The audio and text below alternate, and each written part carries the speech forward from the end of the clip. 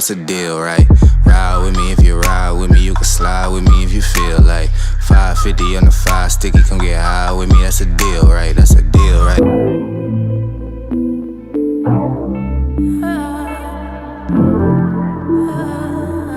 So they want me down and out. Ay, we ain't going out like that. We ain't going out like that. Watch me go and bounce right back. Down for the count, but the hound strike back. Welcome back. Here we are with another episode of Whole Brother Live. Today will be a sensitive topic for a variety of reasons. It's a sensitive topic because it'll cover this idea of death and specifically someone who has passed recently. It'll cover fraternities, which I've found some dust in there. I found that there's some sensitivity around just discussing fraternities in general as well, and sororities and so on. But then there's also this sensitivity around acknowledging or realizing that you may have been a victim or a victimizer in a certain circumstance that you may not look at that way right now. So, just a heads up, some sensitive topics today. Now, I'm not a journalist. Typically, when I come in here and address current topics, I come at it from the perspective of uh, this is what I saw online. I just tell y'all what I saw. Most times, I can tell if something's BS versus real, and I just kind of go about it that way. I don't think that y'all are expecting me to be a journalist, but I also try not to just lie about stuff, present stuff that is visibly lies. And if it's just an allegation, I'll say this is the allegation. But for this one, I feel the need to kind of be lean into a little bit more the journalistic side. So I'm just gonna read a news article from a reputable news source, and just let them explain this situation that you probably already know about related to Caleb Wilson. But I'm just gonna read directly from here to kind of frame today's conversation, so that there are no lapses in information due to me. Uh, so yeah. So this is from WAFB 9, live and local. Baton Rouge, Louisiana, WAFB. Sources with knowledge of the investigation into Southern University Caleb Wilson's death told the WAFB team Tuesday the story that was initially told to police about Wilson collapsing at a Baton Rouge BREC park was fabricated. Sources said pledges with Omega Psi Phi were actually at a warehouse in Baton Rouge when Wilson was punched in the chest and collapsed. He was later pronounced dead by doctors at an area hospital.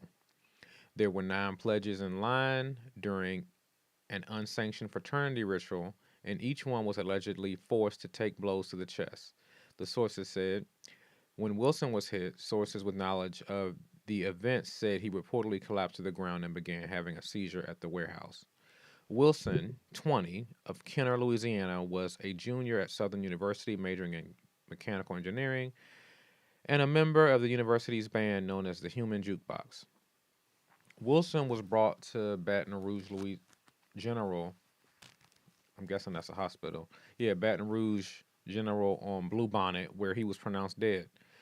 Following the fraternity brothers bringing Wilson to the hospital, they allegedly gathered at an undisclosed location to discuss the events of the evening. Sources with direct knowledge of the investigation said that's where the story was created that Wilson collapsed at a park. Those sources said none of the students participating in the fraternity ritual were ever at the park. Hospital staff contacted police about the death, launching an investigation by Baton Rouge Police Department.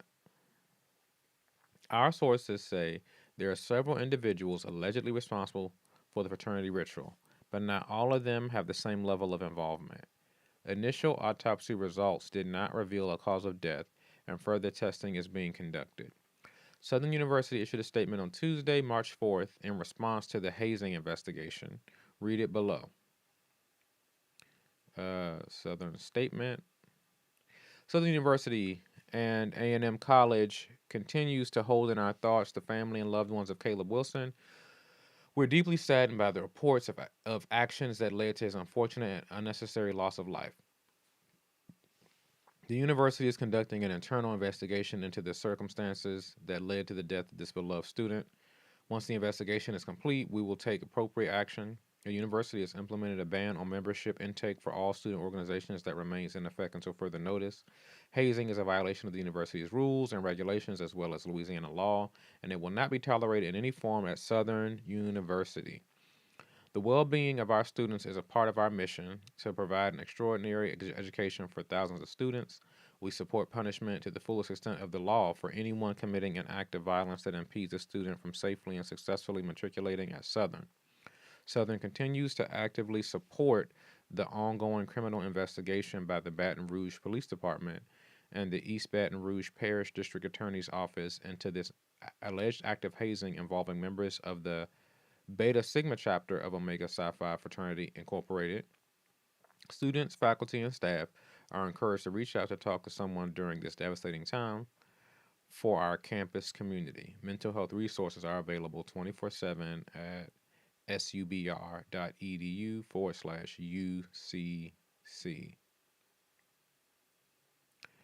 So, this is an interesting discussion on a lot of different levels. And when I first saw the story, I wanted to discuss it on the show. And initially, I wanted to have a fraternity member on. It didn't have to be Omega Psi Phi, just any uh, male who is involved in one of the frats uh, of the Divine Nine. And something I noticed is that there is uncomfortability around discussing this topic for a lot of brothers. And even before this event, I've noticed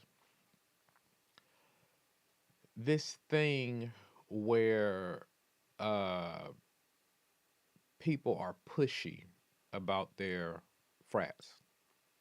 You've probably seen some of the viral moments online, like I think where Boosie wore some letters. He wasn't a part of the frat, and then people started threatening him. And then there's other instances of guys less famous than Boosie that did similar. Um, and some of the engagement is the guys are kind of moving like gang members, trying to intimidate people. So so those are just the two examples of just kind of uncomfortability and awkwardness around frats in general, but also this topic. I've noticed that. Now, does that apply to all frat members? Not at all. Not at all. I know several great guys, acquaintances, and friends who are part of frats. So this isn't an indictment on frats. I have to make that clear because I do think there are some people who already had some negative feelings about frats, and now that this event has taken place, they're now using this to springboard into some negative stuff that they already wanted to say to indict frats as a whole. My goal is not to indict frats as a whole, but it is to speak to certain cultural norms that we maybe are either okay with and shouldn't be okay with, or maybe unintentionally endorsing. I was having a conversation with a friend before doing this episode, and one of the things they pointed out is there are several black men who haven't even had sons yet, or their sons may be one, two, or three, and they're already saying that their son is going to be uh, in this frat or in that frat because they were in it. It's just an assumed thing, uh, and that's fine. But what I think could be unintentionally happening is dad may have crossed at this school this many years ago and he had a great experience and he's giving a full endorsement to his son when he gets to college to pledge for this frat too, not knowing what that entails at that particular location at that school and several years down the road. Different things happen in different contexts as it relates to the frats, so it's not going to be the same experience that the dad had necessarily. Dad might have had a great experience, but there is this thing, and this point kind of got brought up online where someone was saying, I do think it should be rigorous for people to get into these fraternities and sororities, but it shouldn't be still rigorous and difficult that someone dies. Why is someone dying during a ritual or process to become a part of a frat? And this isn't necessarily something I'm bringing up because of this particular situation with Caleb Wilson, rest in peace, but it's in general. You and I, let's just kind of address the elephant in the room. You and I both know, even from Southern University's statement, they say that they don't support hazing. It's wrong. It's against the rules. It's illegal. We know that, but we also know that it still happens. So let's just clear the air on that. It still happens. This is not an isolated situation, specifically just with Caleb Wilson and at Southern University, Omega Psi Phi, and nowhere else. It still happens. Some of you that are listening right now, having already crossed recently or years ago, were hazed, and you know it. So, on one level, there has to be this uncomfortable conversation about maintaining the reputation of the organization and speaking out and being honest about hazing that took place. And that's some of the uncomfortability that I think exists because there were some people who may have been hazed, who survived, crossed, and just want to move forward. But that's not cool. That's the elephant in the room, right? If you were hazed and you crossed successfully, it may be reinforcing the problem if you just stay silent about that or even participate in that or encourage your son to then go do that. I'm not saying divest from the frats. I'm just saying any form of abuse needs to be addressed, right? And what I sense is there may be this thing where it's like they're still doing the hazing. You just want to get through. Um, so it's awkward because I've also noticed if you're not a part of a frat, which I am not, there's this defensiveness around, oh, y'all shut up about this. Now, this guy's dead, and this is national news, but a lot of people in frats are just telling us, shut up. You don't know nothing about this. You're not in a frat. You don't have to be in a frat to say that hazing is wrong. And you don't have to be in a frat to know that hazing is still taking place, even though it's against supposedly bylaws and the school rules and so on and so forth. It's still happening. So what are we going to do about that? That's one part of the conversation. There's another aspect that I think needs to be addressed where we have to think about the people that are in positions of power. I know this may sound very pessimistic, but we don't typically have to teach babies or children to do evil. That's going to come out one way or the other. And that comes out in adulthood too, and when we get seats of power. One example I've spoken about before is when the Diddy situation came up, I began to talk about Diddy is on a magnified scale of how he used his power and influence to have workers either participate in sex acts or facilitate the sex acts to make it work for him. Um, Power dynamics exist, and sometimes people with their jobs do that. Diddy did that on a much larger scale. But those same power dynamics exist with those who are more senior in a frat and those who are new in pledging. And unfortunately, regardless of what the intentions are, sometimes people like using their power to put people through hell in order to pledge. It may be because of their own demented goings ons in their head, or it may be because, well, I had to go through hell to become a part of this frat, when I cross, so now I'm going to make sure you go through it too. These are the conversations that I'm not sure are happening, especially when the defense is just shut up, you're not in a frat, don't speak on it. Um, I have accounts of these things. So this isn't just hearsay, but I have the accounts of the hazing that has taken place.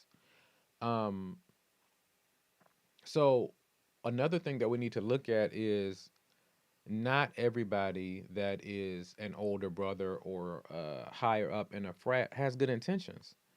Bad people get into all sectors of society. So, what do they do when they get there? Sometimes they exhibit abusive behaviors. So, when we look at the Caleb Wilson situation, we have to think, okay, what was this ritual and why was this taking place anyway? And if we later discover, that this whole story is debunked, that's fine. This is still a conversation that needs to happen though, because it's not solely hinging.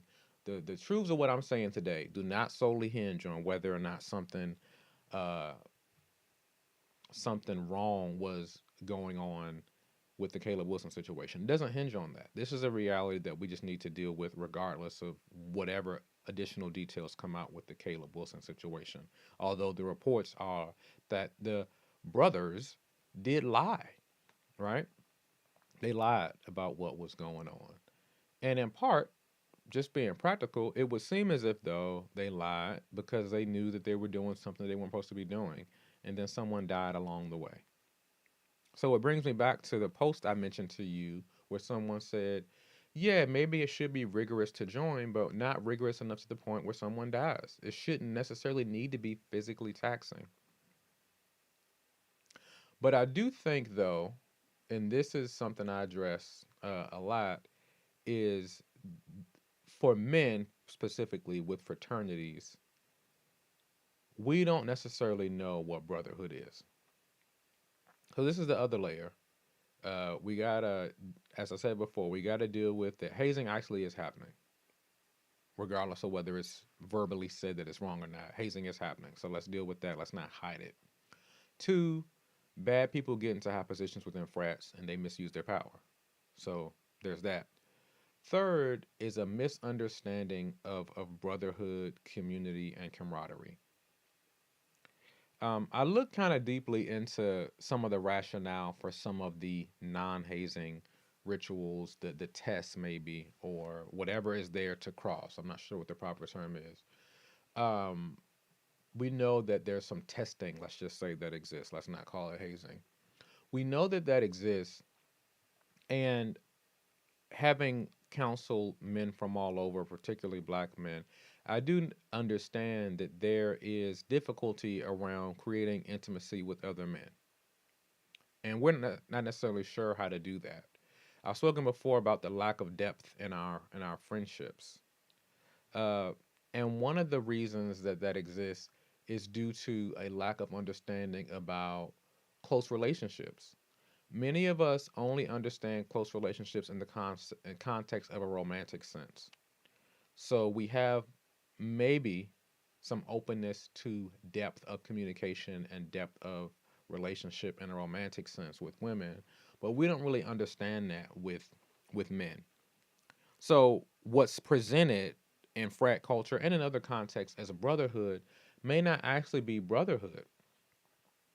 Uh, I saw it explained that part of creating brotherhood within frats is going through these rituals together because we went through this very hard time together to cross that then bonds us forever as brothers.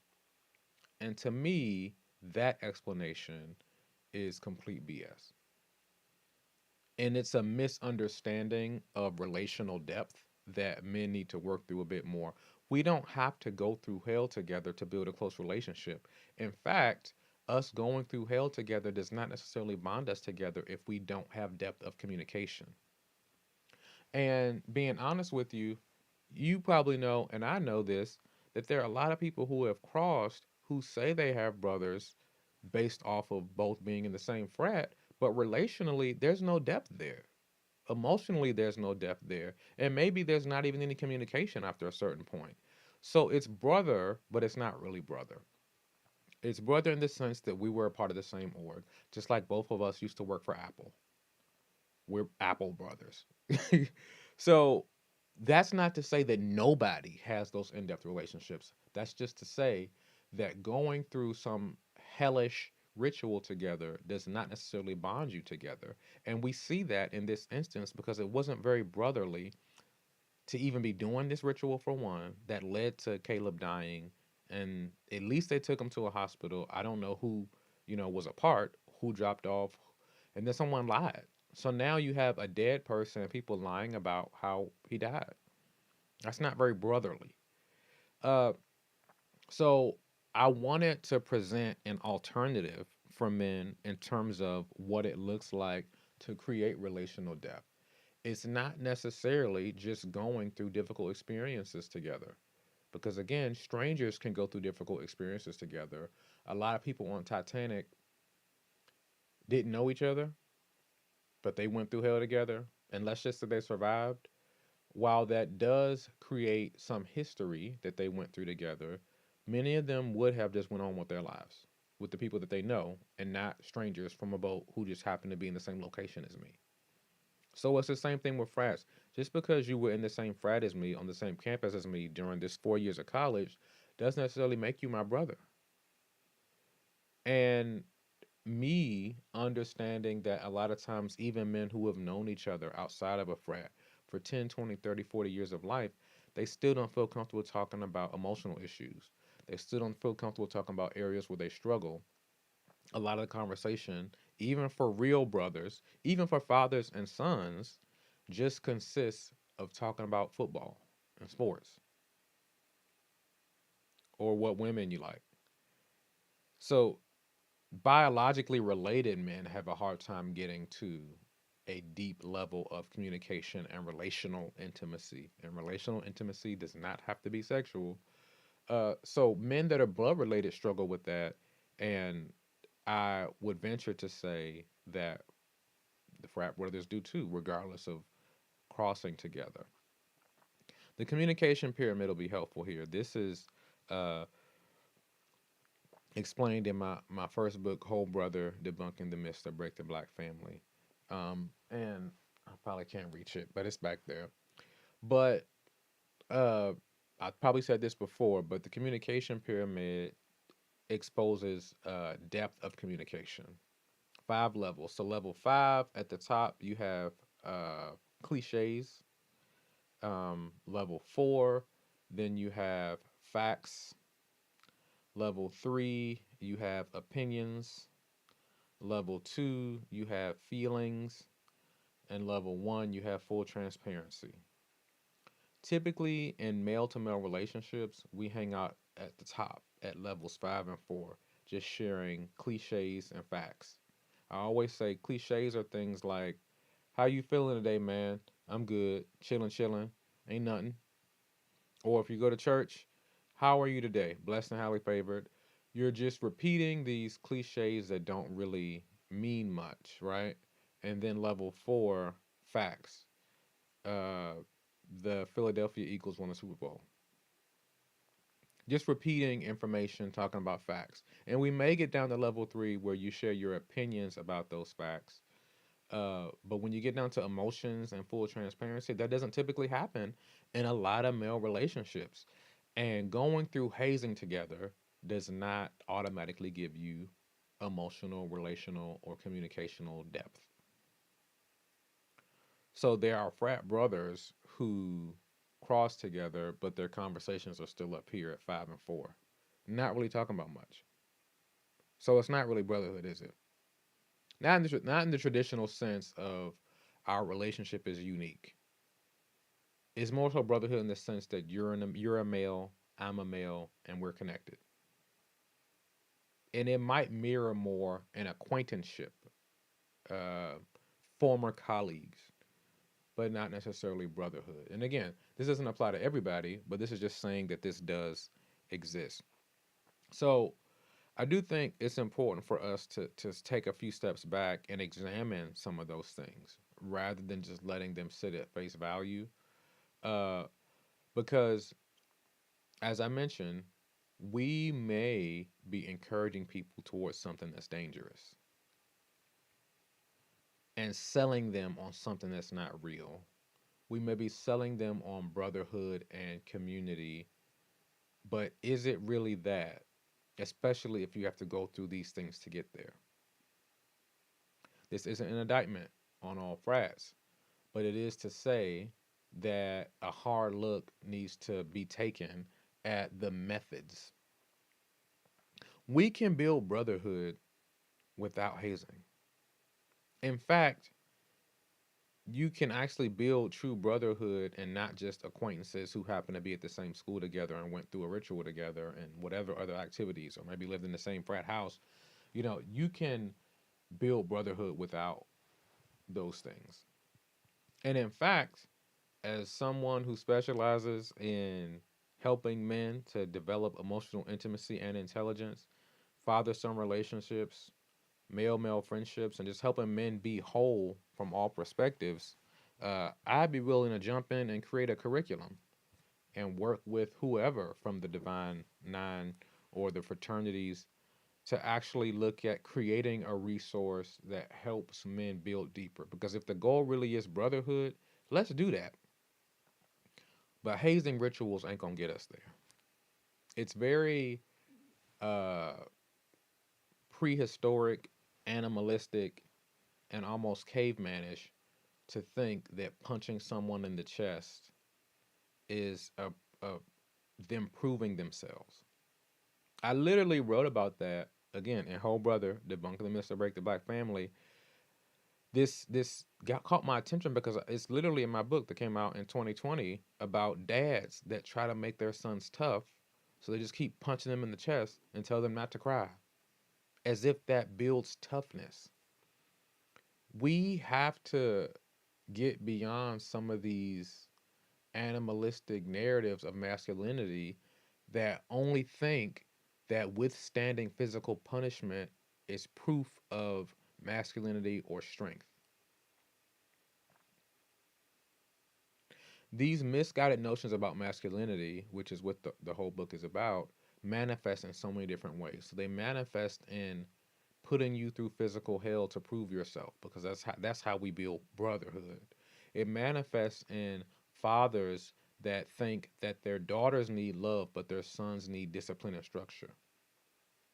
These are misguided notions about masculinity that ultimately end up in some ways benefiting women because it puts them on a pedestal, but it also dehumanizes other men, even your son.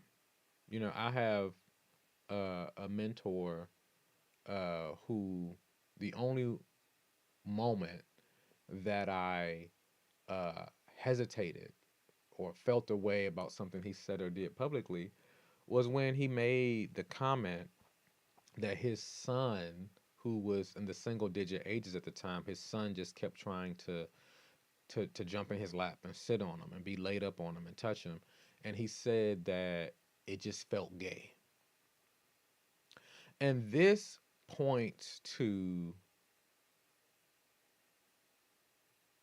a deep misunderstanding about what it means to be a man, to the point where we only understand physical contact as something uh, intimate or sexual. Or, in fact, either physical contact is sexual or meant to harm, fight, beat up somebody. It's very narrow minded thinking. So, there are so many ways that these misguided notions about masculinity manifest in different areas of society, and I'm just talking about one today, particularly as it relates to these fraternities. So I want to encourage us, and please send this to all the frats and sororities. Send it out to them, because I know some people might not like me talking about it, but the conversation needs to happen, and I'm willing to avail time and resources to it. Have an army of therapists, black male therapists that are willing to jump in. But the psychology of proving oneself or vetting that lends itself toward physical harm is how you withstanding physical harm is how you prove yourself, and somehow going through this creates brotherhood. The psychology of that really is faulty in many different ways, and I think it's gone unchecked for years. It's gone unchecked for years, and it's also manifested in a lot of ways in terms of parenting. I remember doing a seminar and I was talking about fathers needing to grow in their emotional vocabulary and offer more than just food and shelter, particularly to their sons. Because a lot of times the assumption is, as a man, all I have to do is provide food and shelter. I protect and I provide. So I did my job. So I'm talking about how emotions are an important part too in terms of parenting. Your own emotional intelligence, then being able to respond well to your son's emotional issues that will be there because emotions aren't just for women. Uh, I was talking about that, and one of the older gentlemen said, you know, I hear what you're saying, but I'm not with all that emotional stuff. The way I grew up, I had to get myself to and from school, and I had to come home and cook for myself because my mom wasn't there because she had to work. So I had to fight and struggle. And he was basically saying his son needs to go through the same struggles. And someone else in the seminar said, you're wearing that dysfunction as a badge of honor. You shouldn't have had to fend for yourself as a child, but you're wearing that as a badge of honor and now trying to put your son through the same hell. Does that not mean that doesn't mean that we shouldn't have our sons learn what honest work is? This doesn't mean they shouldn't struggle. But this does mean that you as a parent shouldn't necessarily come in trying to give them the same negative and under resourced and dysfunctional experience that you had. The perspective should be, I want my child to have a better experience than me. That doesn't mean coddle them. That doesn't mean become rich and make them a spoiled silver spoon fed kid. But you aren't their enemy trying to keep them from being successful. You should be a team member helping to support their success in every way possible. So, replicating the difficulties that we experience is sometimes seen as, okay, this is how I teach them these values. But you could just teach them the values. So, in the same way, it's like with these frats, if you want brotherhood, you sit down and talk and live life together and get to lower levels on the communication pyramid, get down to sharing emotions, opinions, emotions, and full transparency, sharing who you are rather than punching someone in the chest. So there's ways to facilitate relational depth and train someone to do something more significant, but it doesn't have to involve physical strain or withholding of emotions or making someone figure something out on their own without a lot of training or support or guidance or wisdom.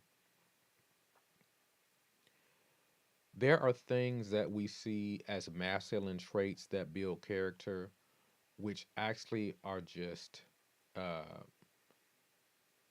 dysfunctional attempts at creating systems and uh, ego trips, bravado, power dynamics. It's not really as deep or helpful as we try to make it. It's just tripping. Other examples of this is, you know, some football coaches, basketball coaches just have anger issues. And some people on sports teams that have gone through hell with their coach, yeah, they might have learned something from it. Um, but a lot of that was your coach lacked emotional regulation. So when he got frustrated, he yelled and called you all kinds of names. And I know you might have in your mind made this some type of motivation tool, but it really was just that he's tripping. There are so many other more thoughtful ways to build these things outside of punching in the chest and cussing out your teammates or your players. It's not some magical thing, but the abused at times do tend to try to justify and make sense of their abuse or create they make their own silver lining. Another way I see this is with guys that had really bad dads. I know my dad loved me, but is a phrase I hear a lot. And then after that but, they go into detail about something really horrible the dad did. But I know he loved me though. I know some people, I don't remember all the details with this, but I remember Kai Cenat was on Shannon Sharp's show and he talked about his dad not being there. And I remember people thinking the clip just showed that, wow, you have a lot of grace for your absent dad. And some people even brought up, where is this grace for the single moms that are struggling? There's a lack of grace for single moms, but then there's all this grace for absent dads. And I do think that does exist. And I've worked through it with a lot of different men, that you don't want to accept just how dysfunctional and unloving your dad is or was to you. So you have to turn this into some good or happy ending to make yourself feel better about this horrible situation he's presented to you. Guys downplay their dad's abuse all the time and then never want to shame them publicly. Even in sessions, guys really struggle to own that their dad did horrible things. So they'll say what he did and then follow it up with, but I know he loved me though, or he was a good dad. They don't want to accept that their dad was a bad dad. He chose drugs over me. He chose other women over our family. He abused my mom. He was physically present in the home but emotionally distant. Or he was physically distant too. Or he just sent money and thought that was good enough. It's okay to say that that's not cool. It's okay to say, I wish I was able to express my emotions around my dad, but I always had to suck it up around him. And I hate that. Let's be honest. There are a lot of guys that grew up with both parents, love their mom and hate their dad. And they love their mom because they at least can bring they can approach her in their vulnerable moments, but they cannot bring that to their dad. But they won't say that out loud. They'll just say, "Yeah, my dad's an interesting guy, but he loved me though." I can't come to him in a vulnerable state. I can't complain or talk about the different negative emotions I have. I can't admit to struggling or feeling weak. But he cool though. We good. In many ways, we can be victims of abuse, whether it be dad, your frat, your friends. Don't let me get started on the disappointment a lot of men have in their friendships too. There are a lot of male-male relationships where we are not being treated right or well, but we don't feel comfortable speaking about it because then we will be complaining. And the toxic notions about masculinity say that complaining is a female trait. So you can't complain. You just got to make sense of a horrible situation that you found yourself in, which is unfortunate for many of us. So overall, the hope is that we pause for a minute. Look at your relationship with your dad. Look at your relationship with your friends. Look at your relationship with your frat brothers. Or whatever other context. And say, be honest with yourself. Are you pleased with this relationship? Is this actually gratifying? Am I able to show up as my full self in this relationship, or do I have to present a certain way to be accepted? If I get down to these other layers of communication, will I be shunned when I begin to share my emotions and full transparency, sharing all of who I am, even the unsavory things? Or do I have to show up as a certain way to maintain my friendships too? Do we got to keep it surface level? Because the minute somebody get deep, they check out. These are things to think about as well in terms of these relationships. Um, so I want to encourage us overall to reconsider these things. And as I mentioned before, the book kind of opens up this conversation as well. You can get it on wholebrothermission.com. So I just wanted to touch on that. If you send this to anybody that's frat related, I'm open to continuing the conversation. I'm open to having a guest that is a part of a frat that's willing to speak about it, uh, either publicly or even someone that's frat connected that wants to talk privately about creating resources. Whatever you think is best, I'm open to both. So please just pass the message on. But with that, this has been Whole Brother Live. If something stands out to you today, reach out via wholebrothermission.com, whether it be therapy for you, you and your dad, you and your friend, whatever it is, We specialize in helping black men work through these things. And we can help the sisters too. If you want a referral, we got you with a nationwide network of therapists serving all 50 states and DC. Thank you.